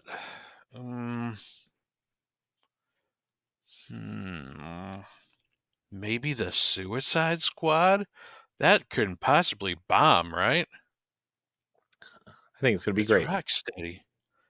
I mean, that might be the first 100 in all Metacritic. Mm-hmm. So let me just say this, because of like outlets like IGN and whatnot, like it kind of forced WB to lift the embargo for the people who played early access stuff, because they needed a better spin than what the actual outlets were saying. Which, in this case, you know what? I'll give it to WB, because WB has faith in their game, but a lot of people who are actually now following the rules of the embargo's over and stuff. They're saying it might not be the best games as a service game, but it is a pretty good just like regular like shoot 'em up game. Did you see, by the way, the former Rocksteady founders announced their new studio today? Yes, I did. 100 Star Studios, which is fucking hilarious. Oh man, Yeah. they better be careful. Take-Two might sue them because they have stars in there. Yeah, logo. I know. What a. Anyways, sorry, Pat. Seriously, the guys What are are you picking? freaking making a video game for you. Why the hell are I you going know. to sue them? 2 of them. Wow. I don't get it. All right, guys, I am going to go with an unknown here. And that unknown is going to be called Unicorn Overlord. Ooh, What the Ooh, hell nice. is that? fuck. That was what I was going to pick. I know that was what I was going What to pick is that? too. What? No. What? I thought It is Unicorn Overlord, man. It is a tactics RPG made by Vanillaware. Yeah, Oh my god. yeah, it's totally a LeRon game. Mhm. God damn it, Pat! I thought you were going to pick Persona, and I was going to snag that. Hey Corey, Yeah, I'm gonna flip off the camera, and it is your job because YouTube will come after us to censor fine, that. whatever. We're not big enough for YouTube to. I'm come. LeRon, kidding. you I'm wouldn't kidding. have even I'm known kidding. what the game was until we just mentioned it. No. I forgot the name of the game, but I remember this game. Yeah. I since you didn't take it, I'm taking Persona 3 Reload. Thank you. I'm on my list too. I'm It was just on my list glad before Pat even mentioned it. I I'm can't just believe it's still on glad the it's list. there. Yeah. I'm glad someone's Now I've picking got a dark horse coming up, unless Stephanie is about to scoop it from me, but we'll find out She in a is. second. Watch. So, okay, so Pat's taking Unicorn Overlord, Corey's snagging up Persona 3, right? Yep. Yep. Mhm. All right. Then my final pick, I'm just going to go with what will be kind of out by the time we are meeting again, Pacific Drive. What is that? Is that Okay. a driving game? Oh my gosh, was that LeRon's pick? Oh, Everything was LeRon's pick. Why? sorry. Oh, Stephanie, what are you doing? Hold to on, this hold poor on, hold man? on. Hold on. I'm about to take a screenshot of this and I'm about to send it to you because I'm going to show you I'm going to show you my list. I'll take a screenshot of it after we get through with this because that was my dark horse. That was what I was talking about. That was my dark horse. you still could do South Park Snow Day. God, that game was so bad. Or if you really want a dark horse, Alone in the Dark. Very dark. I don't have faith Silent in Hill that. 2. Yeah, that's I need to still... Yeah, you think it'll? It's I need Bloober to see. Team, I though. need to see something on that. Okay. All right. So you know what? Beware of Bloober Here's Team. a Hail Mary for you. Wolf Among Us Part 2. Oh, you took the one that I got a 0 on last year, Wolf. Oh, that's right. Yeah, you did. Yeah, I forgot about that until you said it just now. Yeah. All right, perfect. That I works. would worry that Telltale is going to go out of business again. Yeah, that's Again. my worry. This would be like, will this be the third time for them, wouldn't it? At least second, Damn. but I don't. Well, I can't right. imagine the Expanse did did it. as well as they wanted. Oh, this is an exciting start to the draft. Wait, I will what say was that. Yeah, What was this is a Stephanie's last bloodbath, right? This is a bloodbath right here. Wait, Stephanie, what Yeah. was your last Stephanie, game? what It just says did you game. take? So You I didn't- took Tekken 8, Pacific Drive. Tekken 8, Mario yeah. vs. Donkey Kong, Princess Peach Showtime, Stalker 2, and Pacific Drive. Okay. There we go. Well, that's round 1 of our Metacritic draft. Let's throw this into a notepad so I don't lose it.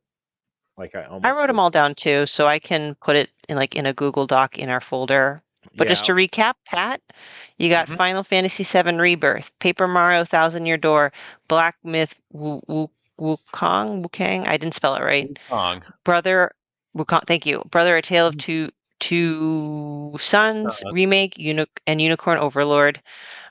Corey's got Senua's Sacrifice, Hellblade 2, Star Wars Outlaws, Destiny 2, The Final Shape, Helldivers 2, and Persona 3. I already read mine. And LeRon, Like a Dragon, Infinite Wealth, Metal Gear Solid Delta Snake Eater, Dragon's Dogma 2, Rise of the Ronin, and Wolf Among Us 2. Nice. Look at that. We did it, guys. Metacritic draft. Beautiful. ready to go. Great Cheers job. to another year, guys. Yeah, let's hope I come in third place for the third year in a row. Or last. Some of these whatever. people from Boss Rush are going to walk into packs, but they're going to limp out at the end of the show. I'll already be limping. My knee hurts all the A time. nice runner would have been Grand Blue Fantasy, but oh well. LeRon, if you're gonna make me limp, hit my bad knee so I can have at least one good knee to walk out of there. Hey, something to think about, since we're like throwing in like fun stuff, if we all end up going to PAX, I think we should have like one bonus PAX pick. Like pick one game that's at PAX. Yeah. If we know it's coming out this year. Yes. We'll see what happens. LeRon, you have to go so we can all be there. Mm-hmm. I want to go. Like I'm doing my damnedest to make sure I get there. Did you email them again? Not while we've been recording. No, like I'm trying to concentrate on y'all motherfuckers not stealing my games from my 5 picks. I'm gonna tell you right And now. see Let me see what it did for you. Let me see. So Final Fantasy was stolen from me. Black Myth Wukong was stolen from me. Tekken 8 was stolen from you. Tekken 8, Mario vs. Donkey Kong, Stalker 2, Pacific Drive. Pretty much Stephanie's entire list. Do you know how badly I had to scramble each time like one of these games got called? Oh, man, I'm actually quite You got happy Infinite with Wealth. my list. Yeah, I got Infinite Wealth. I know Patrick is like cursing like my first unborn son now. Nah, I looked at the list and I strategically kind of picked what I wanted. And while I think Like a Dragon's going to do great, I also think it's going to be like not 90s great, but like Black Myth Wukong 80s-ish. Yeah. That one stung. I'm just gonna tell you that right now. That one stung. The Mario vs. Donkey Kong stung. Right. Anyway, let's get into our community questions. We have a ton of questions. Right, we have that. Yeah, we have a ton of these questions. Oh wait, no, let's talk about are we going to do a backlog challenge this year real quick? I would like to. Yeah. How do we want to do that? 1 point. I was gonna say we need to define this. So we need to. So yeah. Oh, are we doing? Is it like that thing that Ed tried to do with It's the not going to be freaking that complicated at all. Yoshi coins? Yeah. Yeah, the Yoshi coins. Like that not wasn't even doing like he didn't even make it real currency for us to use. No, we're not doing that. We got to figure it out. But I think you get like 1 point for completing at least 50% of the game, and 2 points if you complete the game. And then I guess if you want to add a third point on there for platinuming or 1K'ing a game, then you could do that, I guess. But Nintendo doesn't have anything to measure that. So, what would we consider though the backlog? Like anything that you've started or have wanted to play that has come out before 2024. Okay. That I think that's the simplest way to do it. And does it start as of now, or does it start as today. of 2024? Starts today. Okay, so I can't throw hi-fi. Nope. Starts today. All right. The 17th, January 17th. So everybody make your list. It could also be you can, however, if you are currently playing a game that did not come out this year, if you are currently playing it right now. So Bravely Default 2 will count then. It will count if you are currently playing it right now. Okay, so Sea of Stars. Okay. There's that fine line of game as a service type thing too, but maybe we just don't count stuff like Destiny or Fortnite or other games as a service, I guess. Ongoing games. Yeah. Monster Hunter is the tricky one, I think, to point at, but LeRon's already probably finished Monster Hunter 75 times on 3 platforms. I'm not counting that because I beat that back when it was new. All right, so 50%. Did you beat Sunbreak? Let's see, 50. No, I have not played the final quest, like against the Primordial Malzeno. The final. Okay, never mind. It's gonna be like, there you go, but also this is obviously going to go on an honor system type thing, and we need to put this in some sort of Google Doc too of like games that we've completed. Also, I think, how do we want to games that we play a significant amount, but don't. I don't want to say you have to beat 50% of the game, but like, you can't just turn it on, play for 20 minutes, get one achievement or trophy, and be like, "Whoa, that's my backlog game. It was fine. Next game." You know what I mean? I feel like we honestly need to just. I feel like if we can honestly, I think the four of us can do the honor system pretty well enough to like we can know. We don't have to police. We don't have to police each other. I trust you guys. That was more of a elaboration for the audience. We can trust each other enough. And plus, worst case scenario is we can just quiz somebody like what happened. Or we can look at their trophy list if they're playing on PlayStation or Xbox. You just look at their achievement list and see, or look at a walkthrough Steam to see where they stopped. My Steam profile is open. I don't know why, but yeah, it's open. It's always open. I always see that you were playing Tekken 7 today, LeRon. I was. As a matter of fact, I was hosting some people playing Tekken 7. Like they want to play, and the only person who had Tekken 7 with every single character unlocked was me. All right, time for community questions. Remember, you can look for the community question thread in Discord. You can tweet. You can look for the tweet thread. You can email us if you really want to at podcast.bossrush@gmail.com if you want. But our first question comes from our first couple questions, because he's been stacked up over the last couple weeks, comes from the one true James. He asks, "What is your favorite game that nobody talked about?" Assuming he means 2023. He said this year, so I would say 2023 that nobody talked about. I'm going to say Ravenlock for me. Game was awesome.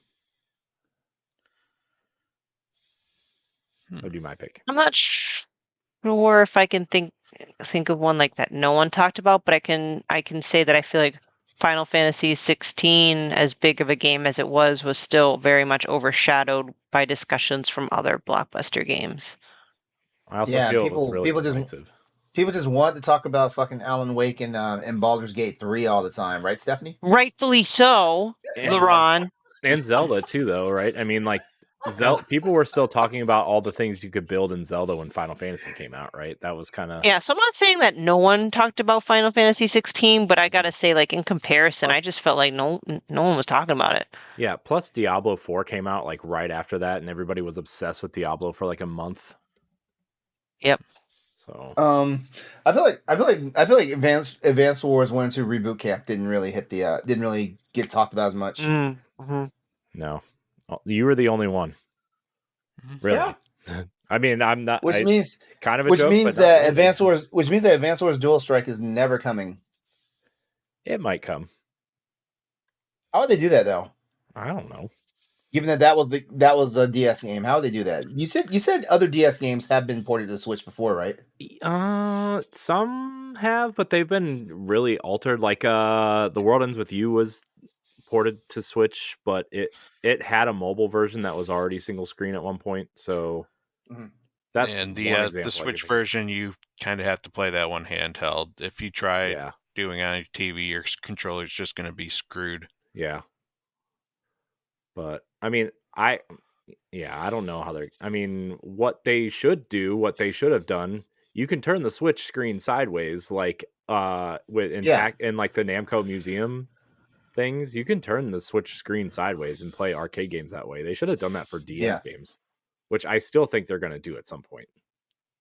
But that's just me. And so, what do I think is a game 2023 that didn't get talked a lot about? I'm looking at my list, and I can see Kirby Return to Dreamland Deluxe. No one has talked even remotely about that game, and I understand why. It was nobody very likes to talk about their poop, Pat. We talk about poop all the time. We even had an episode on Boss Rush After Dark all about poo. Yep, everybody poops. Check it out. Available for free on YouTube and podcast services. But I would also say Cocoon was something that people like talked about like the week it came out, and it's like hailed as like one of the best games of 2023, and yet no one really talks about it. Yeah, I'm shocked nobody talked about that game. I thought people were like really excited for it, and then you're right. You're right. Mm-hmm. Yep. Great game though. Highly recommend it. Yeah, that's on my list for this year to play at some point. What kind of gamer do you want to be this year? This is intentionally very open. I want to be a more well-balanced gamer. I know it's a very vague and a not exciting answer, but each and every year I become less and less of a foaming at the mouth, raving mad Zelda fan to I would like to like all video games of all walks of life. So, Yes. Let's see. For me, I want to be a. I mean, we kind of already talked about this, but I want to play more of the games that I already own instead of spending money on games that are, coming out. Which, yep. Judging by the list we just had, like there's not a ton for me coming, really, except for Destiny, which I have already paid for. So that doesn't really count. And then the other games are coming to Game Pass, and like the Switch games, like I'll get because we have to cover them on PAL Block, but I'm not like itching to get them right away, So my goal this year is to be play games on my backlog, finish more games, like really finish games, and then the last thing would be to play games in series that are major holes in my gaming, not knowledge, but like Metal Gear is a series that I've never played. Like seriously, I've never played any of the Metal Gear. You've got to be kidding me. I never had. I haven't either. I never had a PlayStation. I understand in your case, Stephanie. I understand that. And I never had a PlayStation, so I never played the first one. I never played the other ones on PlayStation 2 or Xbox. And then by the time, like, I wanted to play 5 really bad because it looked awesome. And I'm like, I don't want to be. There's some real poser energy going on if you start at number 5. Okay. So also number 5 is probably considered the weakest because they kind of put Kojima on his leash then and took away his creativity. Well, also I like Final Fantasy 7. I've never finished the original, so I would like to finish that. And there was another series. Oh, Yakuza is another series I would like to at least start at some point. Sorry. Everyone says you can start at 0, so I'm going to start at 0. No, you can totally start 0. I'm just laughing because if you try they're to get 80-hour games. A piece, yeah. So except for this new one, which is supposed to be a gazillion hours. Great. So that's the kind of gamer I want to be. I want to be a backlog completionist and hole filler. I said what I said. Holes. Another After Dark episode. Fan favorite episode. I can't wait to just make that shirt. I can give you some pointers and techniques on filling holes. No, I have proof that I've filled holes before. There's 2 of them, and they're nightmares. All right. Well, for me, he takes a huge swig of energy drink. Yep. Sorry. I strive to be a better incendiary according to my gamer house. I strive to be a better one this year. Basically, maybe not 100%ing everything I played, but at least playing them and completing them. Let's put it that way. I'm also taking Corey's challenge of going through the backlog. I'm gonna be a little more conservative though. I'm gonna just try and pick a game. Pick a few games that I just absolutely want to beat and make that my goal. But Pat, I did like your idea of like, was it one game a month? Was that it? So it's 12 games. Yeah, at least try and beat it. I think that's what you said. Right. And it just gives me something to strive for. I also want to take people's gaming habits a little more seriously because some genres I sleep on are walking sims, for example, and I feel like I should expand myself and at least try one or two of them out and things like that. Even though I think I have a very diverse like palette when it comes to gaming. And I'm also going to try one of these games as a service this year, not just Destiny though. Like I'm probably going to also try out Valorant. Nice. By the way, did you see that? I'm gonna get my ass shot off all the time, but yeah. Another reason why I really want the ROG Ally now is because the entirety of Destiny, except for Lightfall, was free on the Epic Game Store over the holidays. Nice. As it was. So, all right, type of gamer I want to be this year. I have to think long and hard on this one. Because I like last year was a big year for me. That when I was trying to complete 40 games. I think I definitely want to tackle some backlog. I definitely want to. I don't know if I want to do series wise, like try and hit backlog in some series, or theme wise. Series. Well, one theory or theme I was thinking of is dragons, because dragons is the Chinese zodiac this year.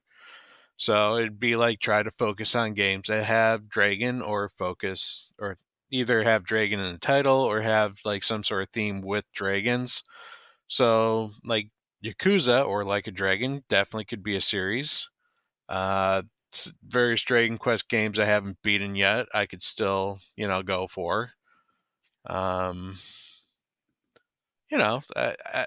don't know. So I guess I'm torn between series or theme for my backlog.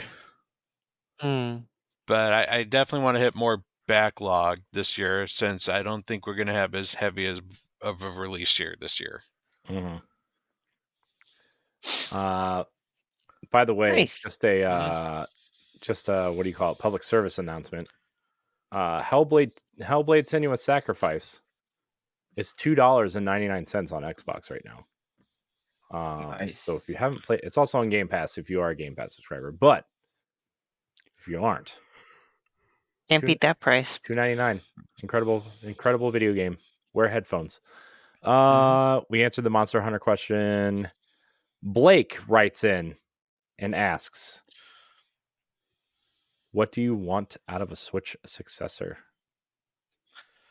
Well, we answered this. I'll be quick and wicked about this. Go ahead, Stephanie. For me, I think it can just be like an iteration, like how Apple does it with their iPhones, just a little bit better, a little bit faster. Everything else can be fine with me. Oh, and fix the Joy-Con drift, and I'm all set. Like I need minimum changes. Go ahead, LeRon. I was gonna say just rock solid performance, like something that feels like a contender. Honestly, because I know for sure the games are gonna be there. The games are gonna be there, like solid performance. Something that feels like modern and fresh. As like we already know, Microsoft is already. It looks like Microsoft is already thinking about like just going ahead and creating another console. Rumor has it. 2027. But yeah. But ultimately, just stuff like that. Maybe another. Just that. I mean, the games always speak for themselves. The games always speak for themselves. Like I don't think. I want to say as far as a library on the on a console library for Nintendo, it hasn't been that bleak since it hasn't been bleak in a long time. I want to say.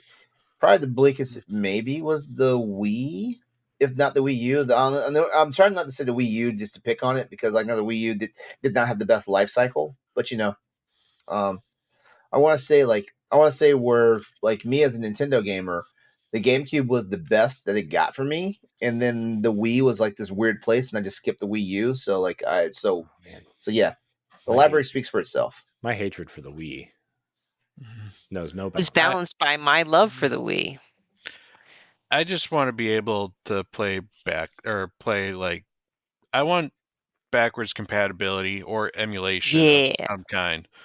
Like honestly, I have all these awesome Nintendo games that I can't play unless I have a specific system for, and I would just love somehow to get them all.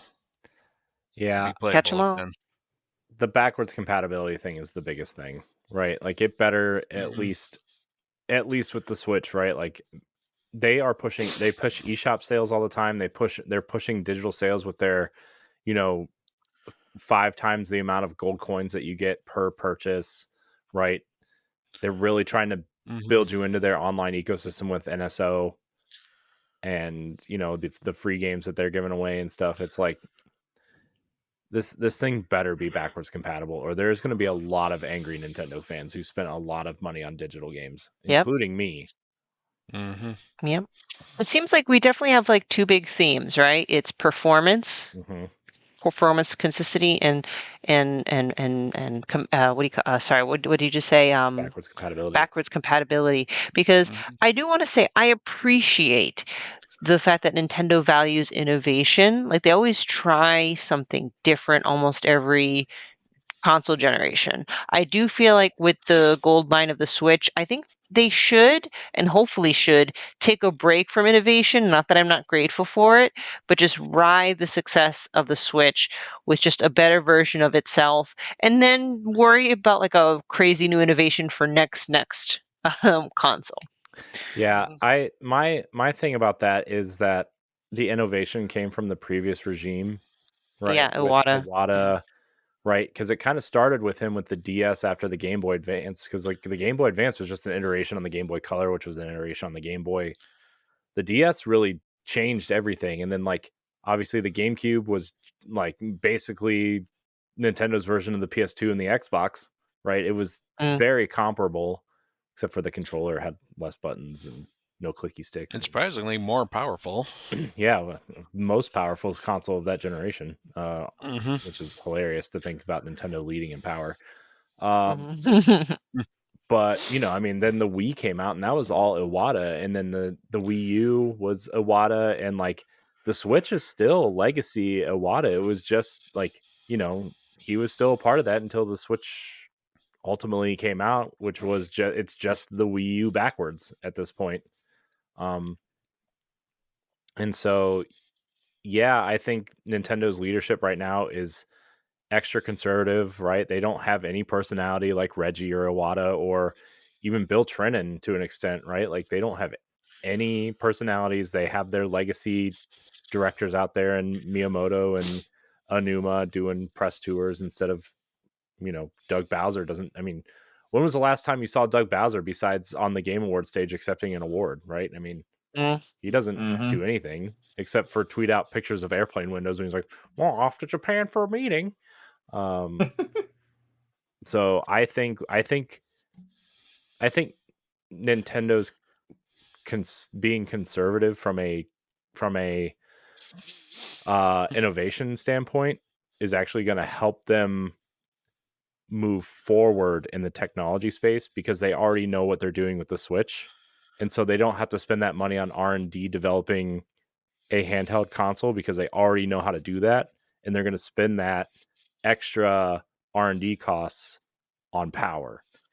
Now it's not going to be like a PS5 in a handheld mode, but if they can do something even as powerful as like the PS4, a little bit more powerful than even that less powerful than the PS5. I mean, yeah, you got ray tracing and faster speed. That's I mean, but I mean, even if I think it needs to be more powerful than the Steam Deck and the ROG Ally, in some capacity. And it needs to cost below $400. I think $399 is the sweet spot. But I think we're going to get an iteration. So it has to have onboard storage too, please. Some sort of SSD on board, please, Nintendo. Anyways, our next question. Just raise it by $200, sir. Right. Our next question comes from Cordy Yikes. She asks, do you think Baldur's Gate 3 should have won Game of the Year since it came out closer to the end of the year? I don't think it really matters when a game comes out to win. Yeah, same. I don't think so. I feel like as long as it makes whatever the required window of time is for the judgment, like it's fine, Yep, agree. Yeah. Don't forget, Elden Ring came out in January. Yeah. I think whatever the best game of the year should win. And I know a lot of people kind of think that games that come out later have recency bias, but I also think Baldur's Gate was probably something that should have won, just from what I've been hearing and seeing. So Baldur's Gate was a solid game, fam. Like, that's all we gotta say about that. Yeah. Yep. MH Norris writes in, what announcement are you hoping for this year in terms of games? No. We saved that for later. Because this goes towards our get out of jail free card for our We can still say what we wish, real quick. Who's gonna remember after we hit end record? I'm not gonna remember unless somebody writes it down. Okay, fine. Okay. I mean, very clearly it's the Zelda HD remasters for me. For you? Yeah. Twilight Princess That's it. Twilight Princess is my favorite game of all time. And the fact in Wind Waker is another amazing Zelda game that's stuck on 2 platforms nobody owned. Come on. You know what?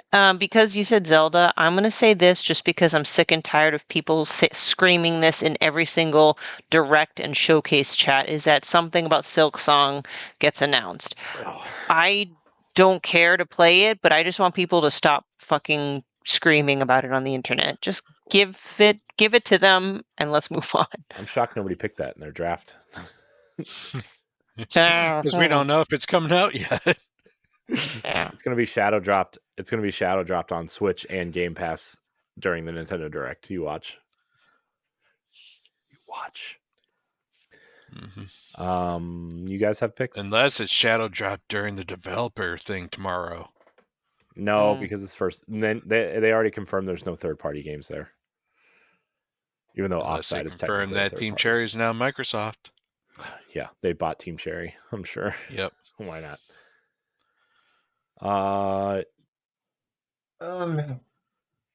Okay, I want a new Mega Man game. Ooh. Yeah. Now, do you want a Mega Man X game or do you want Mega Man 12? I don't care. Give me one or the other or both. Oh, usually even something brand new. I just want something Mega Man.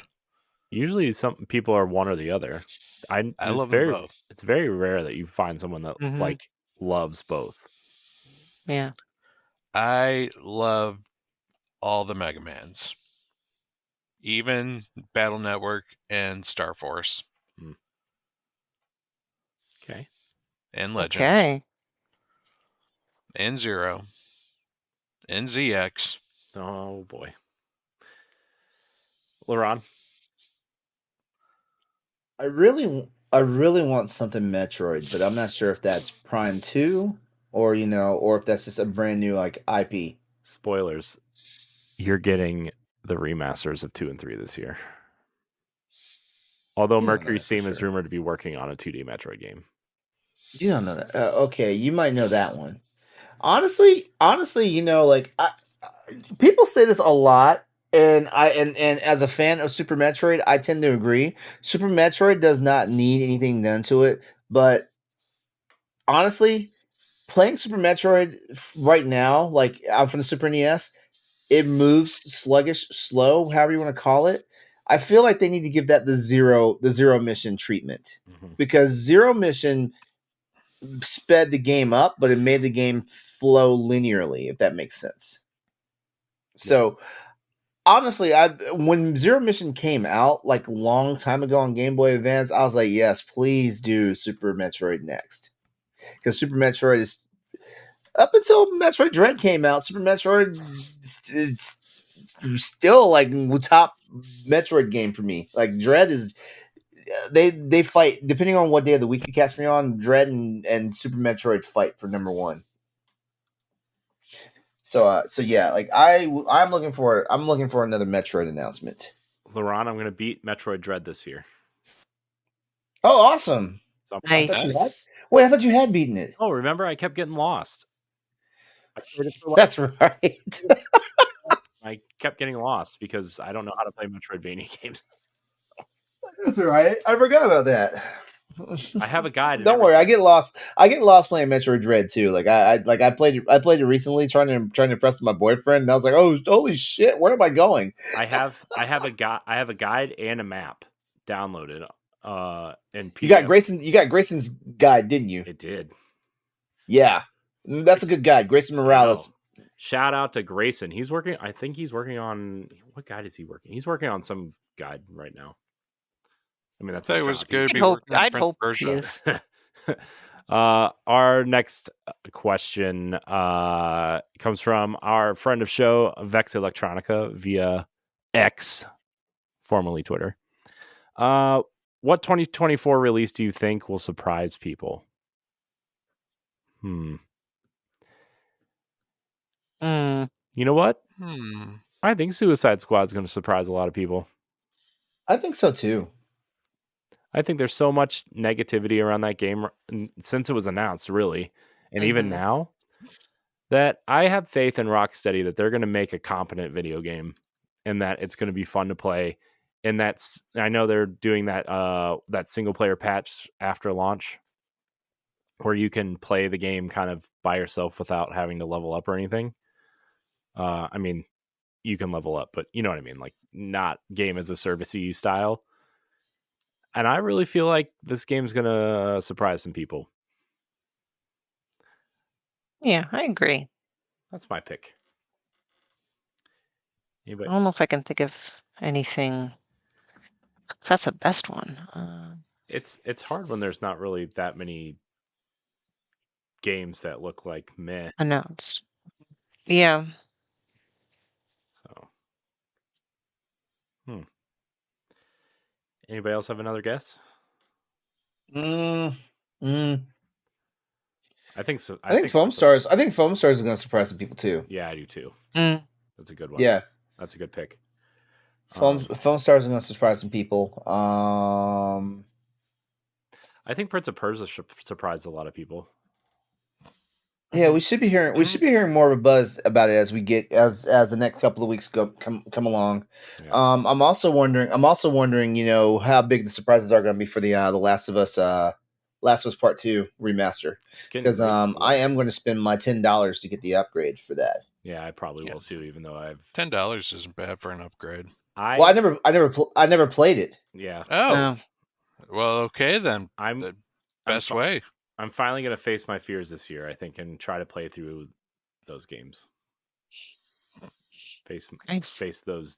I'm going to tell you right now, the Last of Us games are not scary. Like, they have their. I meant like not that scary, not scary, but like I haven't played them because of reasons we've talked about on After Dark. And that is true. Yeah. Listen, man. The Rat King fight though is can be pretty. Yes. So. We'll see. It's on the list. My backlog list is huge. LeRon saw it.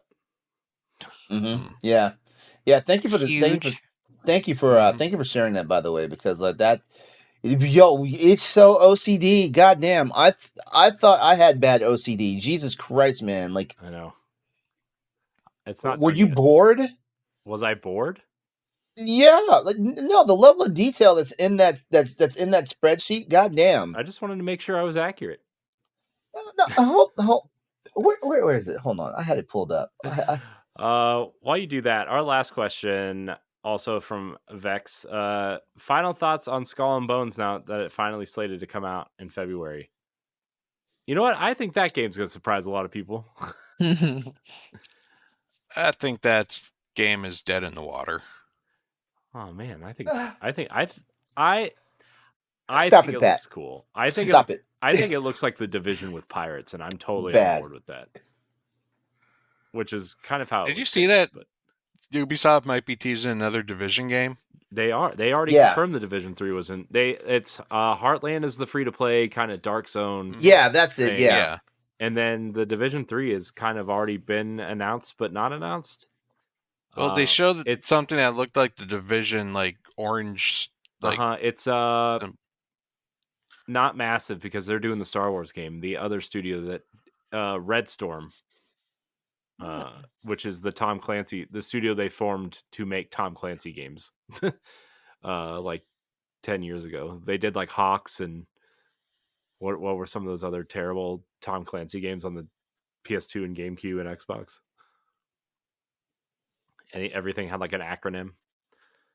I don't know. I think Skull and Bones looks cool. I mean, I know that game gets a lot of hate, and they are totally using the PUBG font on all their menu systems and everything, and they've got that weird kind of like yellow graffiti looking thing on a pirate game, which is like, oh, what are you doing there? But I don't know. I think the game kind of sounds neat.